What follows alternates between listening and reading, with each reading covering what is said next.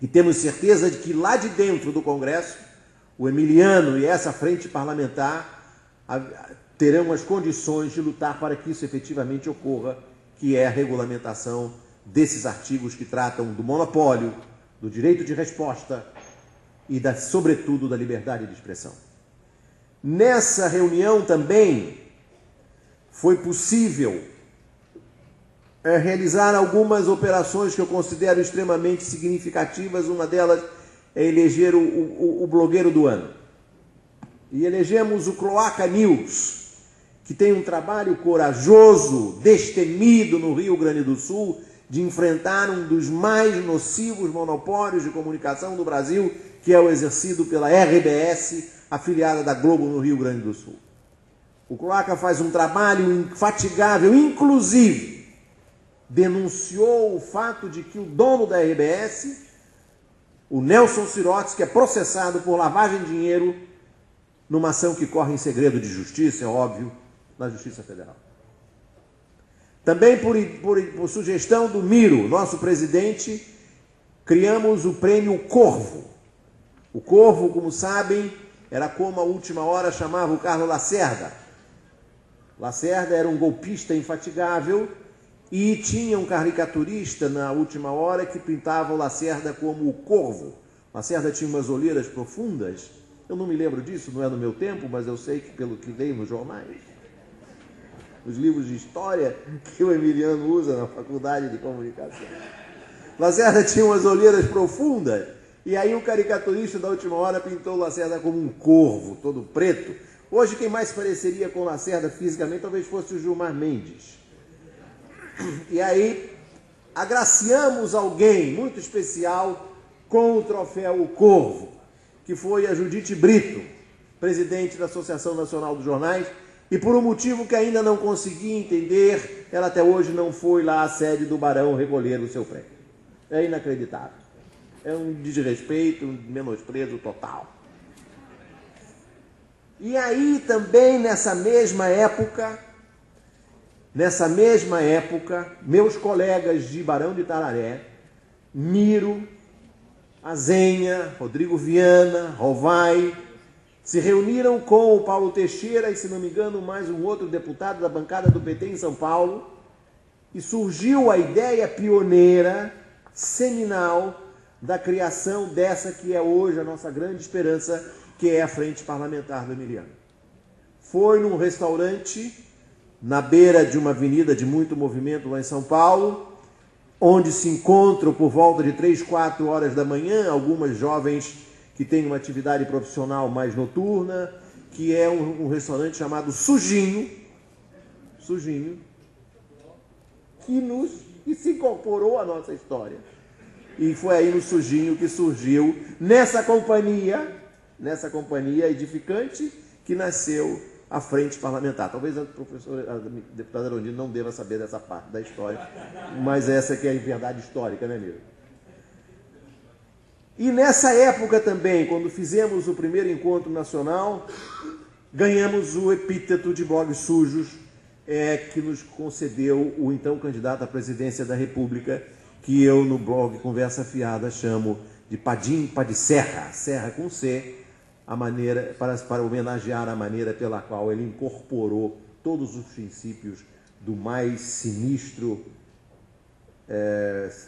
misticismo que pode haver, fundamentalista que pode haver durante a campanha presidencial de 2010.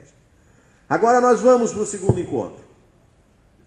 Vamos para o segundo encontro com a presença do presidente Luiz Inácio Lula da Silva, que se comprometeu a ir numa entrevista que concedeu a um blogueiro sujo, que é responsável por um blog chamado PT Trem das 13.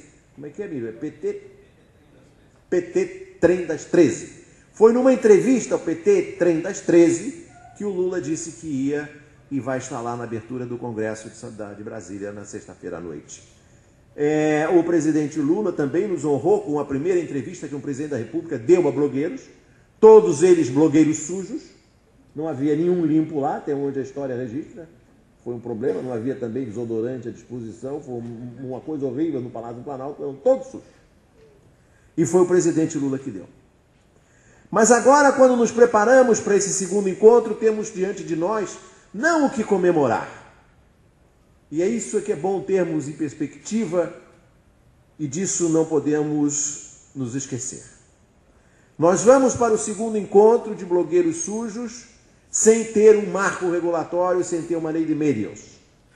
E eu insisto em usar essa expressão lei de médios para me reportar a lei que foi sancionada na Argentina por iniciativa da presidenta Cristina Kirchner para enfrentar a Globo da Argentina, que é o Grupo Clarim. E falo lei de médios porque nós brasileiros temos mania de olhar para a Argentina com a ideia de que somos superiores, e não é verdade. Porque todos os presidentes militares do regime militar e torturador na Argentina estão na cadeia. E lá tem uma lei de médios.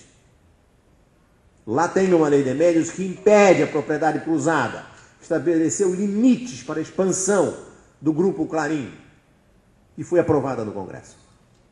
Aqui nós não temos.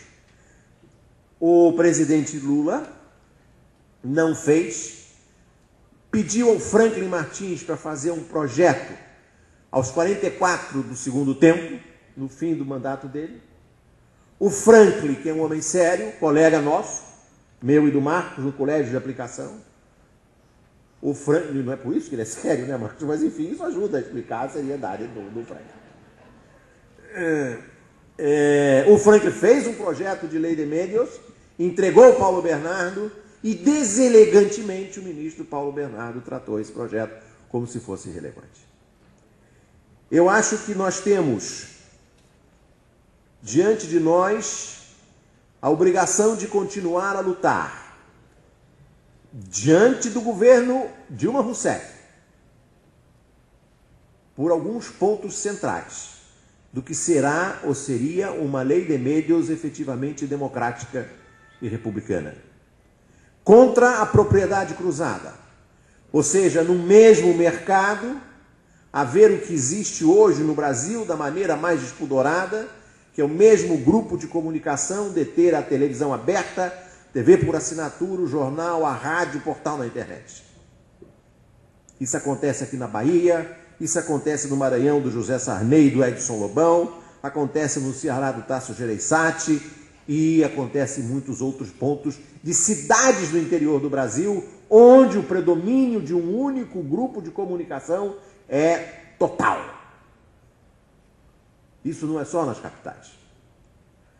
Temos que lutar contra a concessão de bens públicos, ou seja, o direito de explorar o rádio e a televisão por políticos ou laranjas de políticos. Temos que estabelecer mecanismos de controle de múltiplas mídias nesse único mercado e também garantir o acesso das minorias nos meios de comunicação existentes. Ontem eu li na internet, no site do New York Times, uma notícia decepcionante, que é o fato de que a Anatel americana, que regula o sistema de comunicação dos Estados Unidos, vai retirar da lei, das obrigações das concessionárias de televisão aberta dos Estados Unidos, o direito de resposta. Vai sair da legislação americana, que era inspirada na legislação inglesa, o assim chamado direito de resposta. Ou seja, o direito de aquele que for atacado da televisão ter o direito de se defender também na televisão. Considerou-se lá nos Estados Unidos que isso era uma providência obsoleta, uma vez que não era possível aplicá-la da maneira mais justa possível, então é melhor não ter. Isso foi uma decisão de ontem. Eu acredito também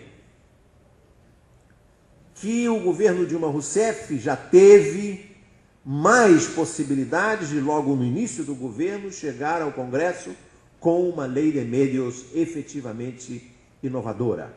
Como sabem, a lei de médios que regula o sistema brasileiro de radiodifusão data de 1962, do governo João Goulart, quando ainda não havia televisão. A Hebe não tinha estreado ainda, imagina, a Hebe não tinha estreado.